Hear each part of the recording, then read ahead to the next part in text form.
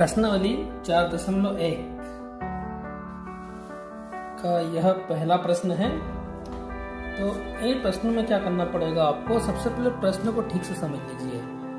यदि आप प्रश्न को ठीक से समझ लेते हैं तो जो हमारा जो है प्रश्न करने का जो तरीका होता है बहुत ही आसान हो जाता है। विद्यार्थी क्या करते हैं कि प्रश्न को ठीक से नहीं समझते, उसके आंसर को ठीक से समझते हैं, तो गणित में गलत है। गणित में आपको क्या करना होगा, सबसे पहले प्रश्न को ठीक से समझें। आपका यहाँ पर एक प्रश्न है, एक नोटबुक की कीमत एक कलम की कीमत से दुगनी है। क्या बोल रहा है प्रश्न में, एक नोटबुक की कीमत कलम की कीमत से दुगनी है। इस कथन को निरूपित करने के लिए दो चर वाला रैखिक समीकरण बनाइए। मैंने आपको बताया था कि दो चर वाला जो रैखिक समीकरण होता है उसका एक स्टैंडर्ड फॉर्म होता है। क्या होता है उसका स्टैंडर्ड फॉर्म, एक्स धन बी एक्स धन सी बराबर 0। ठीक है, ये आपको स्टैंडर्ड फॉर्म इसका याद होना चाहिए। अब सबसे पहले आप क्या करोगे, माना कि एक नोटबुक की कीमत, तो यह हमें मुझे लिखना पड़ेगा, माना कि एक नोटबुक की कीमत बराबर क्या मान ली मैंने, x रुपए। तो जो नोटबुक की जो कीमत होगी आपकी, ये यहाँ पर इसकी कीमत हमने कितनी मान ली है, x रुपए। तब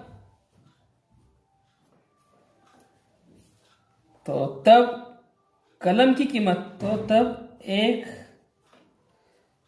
कलम की कीमत, तो ये हमने मान ली y रुपए, क्योंकि इसमें दो चर है तो आपने दो चर इसमें मान लीजिए। अब देखिए प्रश्नानुसार कि एक नोटबुक की कीमत, तो मैंने लिखा प्रश्नानुसार मैंने लिख दिया कि जो है नोटबुक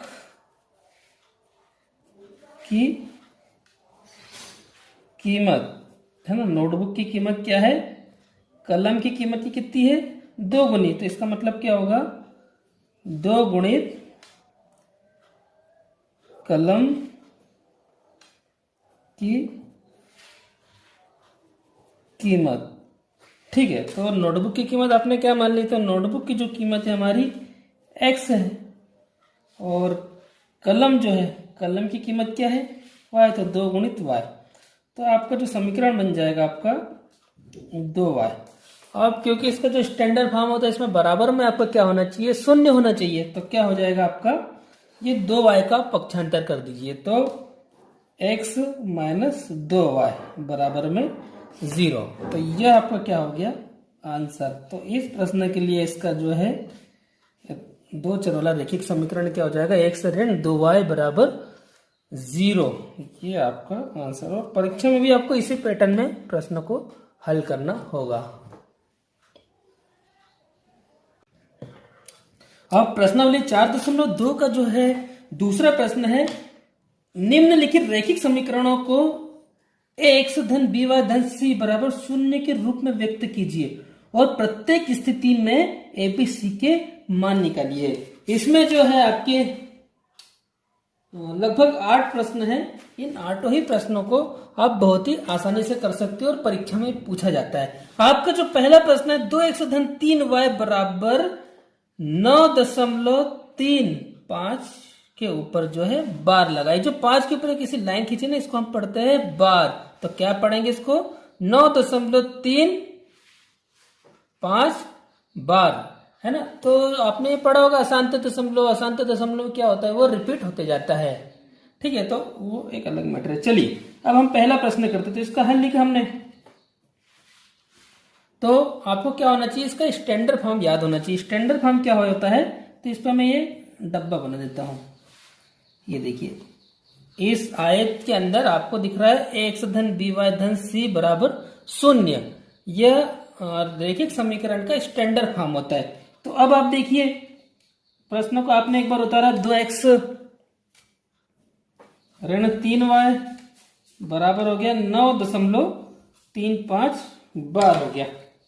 अब आप क्या कीजिए, क्योंकि बराबर में शून्य होता है, तो शून्य होता है तो आपने क्या किया, 2x ऋण 3y और इसका पक्षांतर कर दिया, तो ये हो जाएगा ऋण 9.35 बार बराबर शून्य। ठीक है, तो ये इसका स्टैंडर्ड फॉर्म क्या हो गया, तो इस पे आपने एक बॉक्स बना दिया, ये आपका पहला आंसर पूछ लिया, इसको व्यापक रूप में हल कीजिए। ठीक है, अब इसमें आपको क्या बताना है, एबीसी के मान निकालना है। तो मैंने क्या लिखा आपका कि समीकरण की तुलना, समीकरण की तुलना क्या की आपने, इसका व्यापक रूप है, तो ax धन by धन c बराबर शून्य से करने पर। अब आपको क्या करना है, इसमें देखिए जो x के आगे जो रहता है वह a कहलाता है। ठीक है, x के आगे वाला क्या कहलाता है, a कहलाता है, y के आगे वाला b कहलाता है, लास्ट में बच्चा c जो अचर राशि होती है। अब देखिए आपका जो a का मान क्या होगा, तो x के आगे a है, ठीक प्रश्न में उसी प्रकार x के आगे क्या है, 2 है, तो जो a का मान हो जाएगा आपका 2 हो जाएगा। फिर b का मान, तो y के आगे b है व्यापक रूप में, तो ठीक उसी प्रकार y के आगे क्या है प्रश्न में 3 है, तो 3 लिख दिया। अब इसमें एक बात ध्यान रखना कि इसमें y के आगे यहाँ प्लस का निशान था b के आगे, और यहाँ पर माइनस का निशान है, तो आपको ये माइनस का निशान आपको यहाँ पर लिखना रहेगा।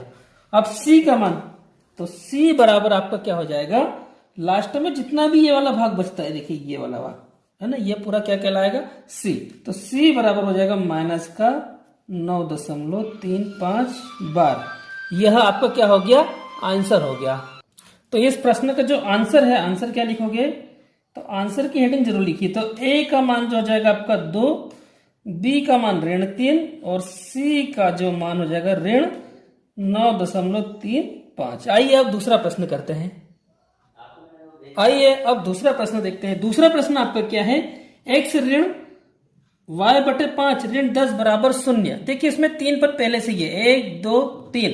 अब इसका लिखते हैं हम, तो x ऋण y/5 ऋण 10 बराबर में 0।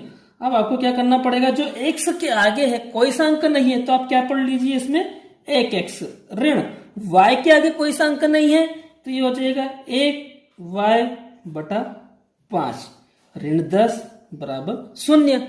तो यह इसका हो गया व्यापक रूप। ठीक है, ये स्टैंडर्ड फॉर्म में क्या हो गया, हमारा जो प्रश्न है सेट हो गया। अब हम क्या लिखेंगे, समीकरण की तुलना, इसका स्टैंडर्ड फॉर्म क्या होता है, ax धन by धन c बराबर 0 से करने पर। करते हैं तो यहां पर आपके जो abc के मान निकलेंगे। ठीक है, तो a बराबर भी लिख दीजिए आप, b बराबर भी लिख दीजिए और c बराबर भी लिख दीजिए। ठीक है, अब x के आगे क्या है, a है।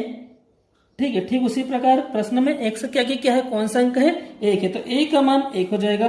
b का मान, तो y के आगे b है, तो ठीक उसी प्रकार y के आगे क्या है, ऋण 1/5, तो मैंने लिख दिया ऋण 1/5। और c का मान क्या हो जाएगा, लास्ट में जो भी अंक बचेगा संख्या वो अचर राशि होती है, वो क्या कहलाता है आपका c कहलाता है। तो c का मान कितना हो गया, ऋण 10 हो गया। तो आपका जो आंसर हो गया a बराबर 1, b बराबर ऋण 1/5 और c बराबर हो गया ऋण 10।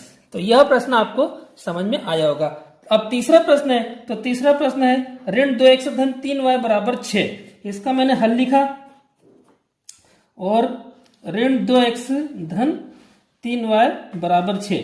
अब व्यापक समीकरण इसका बनाना पड़ेगा, तो व्यापक समीकरण में बराबर में क्या होता है, 0 होता है। तो ऋण 2x धन 3y, 6 का पक्षांतर किया 6 का, तो माइनस का 6 इजिकल टू 0। तो यह क्या हो गया, इसका ये स्टैंडर्ड फॉर्म में सेट हो गया। ठीक है, अब समीकरण की तुलना, अब तुलना क्या करेंगे, स्टैंडर्ड फॉर्म क्या है, तो इसका ax धन by धन c बराबर 0। से करने पर। अब यहां पर भी आपको एबीसी के मान निकालना है, तो ए बराबर क्या हो जाएगा, ठीक उसी प्रकार एक्स के आगे क्या है, तो एक्स के आगे क्या है, ऋण 2। बी का मान कितना हो जाएगा, वाई के आगे बी है, तो यहाँ पर वाई के आगे क्या है, 3 है। अब धन का है तो धन का निशान लिखने की जरूरत नहीं। और सी का मान कितना हो जाएगा आपका, आखिरी में जो संख्या बच्चों क्या कहलाता है, सी का मान, तो ऋण 6। तो आंसर आपका हो जाएगा ए बराबर ऋण 2, बी बराबर 3 और सी बराबर ऋण 6। अब प्रश्न क्रमांक 4 क्या है, x बराबर 3y। तो इसका हल लिखा मैंने, तो x बराबर लिख दिया 3y। अब स्टैंडर्ड फॉर्म में इसको सेट करना है पहले, तो मैंने क्या किया, x ऋण 3y का क्या किया, पक्षांतर कर दिया, बराबर में 0 कर दिया। अब देखिए इसका जो स्टैंडर्ड फॉर्म होता है हमारा, ax धन by धन c बराबर में 0। अब c का मान नहीं है यहाँ पर, x वाले मान निकल गए और y के हैं, अब c का नहीं, तो हम क्या करेंगे, x ऋण 3y और धन क्या कर दिया मैंने 0, c बराबर क्या कर दिया, 0 कर दिया। ठीक है, ऐसा, इसमें गलती कर देना, तो आपको c की जगह क्या रख देना है, 0 रख देना है। और यहां पर x के कुछ नहीं, तो हमने क्या लिख दिया, 1 लिख दिया। अब क्या किया, समीकरण की तुलना x धन by धन c बराबर 0 से करने पर। अब देखिए क्या हो जाएगा, a बराबर आपका क्या हो गया, x के आगे a है, x के आगे क्या हो गया, 1 हो गया। b बराबर क्या हो जाएगा, y के आगे क्या है, b है, y के आगे क्या है, प्रश्न में ऋण 3 है। और c, तो c की जो मान है यहाँ पर क्या कर दिया, 0 हो गया, c बराबर। तो आपका जो आंसर हो गया a बराबर 1, b बराबर ऋण 3 और c बराबर 0। इस तरह से आपका जो ये आंसर निकल गया। अब आपका 5वां प्रश्न है, तो 5वां प्रश्न क्या है, इसका हल लिखा मैंने कि यहां पर बराबर का निशान, इसको सही कर लीजिए। तो क्या हो जाएगा, 2x बराबर ऋण 5y, ये आपका 5वां प्रश्न है। तो मैंने क्या किया, आपका 2x ऋण 5y का पक्षांतर किया, तो धन का 5y बराबर में हो गया 0। अब इसमें c का मान नहीं है, तो इसका स्टैंडर्ड फॉर्म आपको बनाना है। तो इसके लिए क्या करना पड़ेगा, 2x धन 5y और c की, क्योंकि इसमें 3 पद होते हैं, पहला पद, दूसरा पद और तीसरा पद। पहला पद जो होता है वो x का गुणांक, दूसरा y का और तीसरा c वाला। तो c वाला मान नहीं है, तो यहाँ पर हमने क्या लिख दिया, अपनी तरफ से 0 लगा दिया और बराबर में 0। तो ये आपका हो गया, इसका स्टैंडर्ड फॉर्म बन गया, व्यापक रूप बन गया। अब समीकरण की तुलना, इसका व्यापक रूप होता है x धन by धन c बराबर 0 से करने पर। ये क्या होता है, 2 चर वाले रैखिक समीकरण का व्यापक रूप। तो यह प्रश्न आप, ये जो है, ये स्टैंडर्ड फॉर्म आपको याद होना चाहिए, क्योंकि पूरे चैप्टर में इसी पर आधारित आपके क्या होंगे, प्रश्नों को हल करना होगा। तो आपका क्या हो जाएगा, a का मान x के आगे a है, x के आगे क्या हो गया, 2 हो गया। b का मान y के आगे b है, वहां यहाँ पर y के आगे क्या है, 5 है, तो 5 हो जाएगा। c का मान, तो यहाँ पर c, तीसरा पद क्या हो गया, 0 हो गया, तो ये 0 हो गया। तो आपका जो आंसर हो गया, a बराबर 2, b बराबर 5 और c बराबर 0। इस तरह से आपका ये आंसर हो गया। अब जो आपका 6वां प्रश्न है, तो 6वां प्रश्न आपका क्या है, 3x धन 2 बराबर 0। तो इसका जो हल होगा, मैंने लिखा 3x धन 2 बराबर में 0। ठीक है, अब इसका व्यापक रूप बनाना पड़ेगा, पहले 3 पद होना चाहिए, 3 पद नहीं है, तो इसके लिए आपको क्या करना पड़ेगा, 3x। अब देखिए इसमें y वाला पद नहीं है, ठीक है, तो y वाला पद नहीं है, तो इसके लिए हम क्या करेंगे, यहाँ पर 0 लिख देंगे, और 0 और y और धन का 2 बराबर में 0। अब देखिए 0 का y में गुणा करेंगे तो क्या हो जाएगा, 0। तो मतलब पूरा प्रश्न अपना क्या हो जाएगा, 3x धन 2 हो जाएगा। तो ये आपका क्या बन गया, ये व्यापक रूप बन गया। अब क्या करेंगे, समीकरण की तुलना किससे करेंगे, इसका व्यापक रूप होता है 2 चर वाले रैखिक समीकरण का, ax धन by धन c बराबर 0 से करने पर। तो अब आपके यहाँ पर ए का मान निकलेगा। तो आप 2-3 सवाल हो गए, आपको ए का मान पता ही चल गया होगा। तो ए का मान क्या हो गया, एक्स के आगे है तो एक्स के आगे क्या हो गया 3। बी का मान y के आगे b है तो यहाँ पर y के आगे क्या हो गया 0 हो, क्योंकि y वाला पद नहीं है। और c का जो मान हो जाएगा वह 2 हो जाएगा। तो आपका जो आंसर हो जाएगा, तो आंसर क्या निकलेगा आपका, a बराबर 3, b बराबर 0 और c बराबर 2। यह आपका छठवां प्रश्न। सातवां प्रश्न है तो इसका भी मैंने हल लिखा। तो y ऋण 2 बराबर में 0। तो इसमें x वाला पद नहीं है, तो x वाला पद नहीं है तो क्या करेंगे हम 0x लिख लेंगे। फिर धन y ऋण 2 बराबर में 0। तो 0x धन y के आगे कोई सा अंक नहीं है तो आप क्या लिख लीजिए 1y ऋण 2 बराबर में 0। तो यह क्या बन गया, इसका व्यापक रूप बन गया समीकरण का। ठीक है, अब समीकरण की तुलना x धन by धन c बराबर 0 से करने पर। अब देखिए आपका जो हल करने का तरीका बिल्कुल परीक्षा में यही होना चाहिए। इस पैटर्न पर अगर आप हल करोगे तो आपको परीक्षा में पूरे अंक मिलेंगे। अब देखिए x के आगे a है तो x के आगे a है तो x के आगे क्या हो गया 0 हो गया। x का मान a का मान 0 हो गया। अब y के आगे b है तो y के आगे 1 है तो जो b का मान हो गया 1 हो गया और c का मान क्या हो गया ऋण 2। तो आपका जो आंसर हो गया a बराबर 0, b बराबर 1 और c बराबर ऋण 2। अब इस प्रश्नावली के जो अंतिम प्रश्न है 5 बराबर 2x, तो इसका मैंने हल लिखा।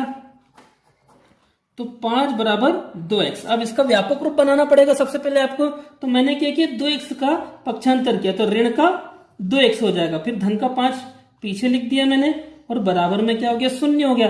अब इसमें y वाला पद नहीं तो y वाला पद बनाने के लिए क्या करना पड़ेगा आपको 0y लिख देना है।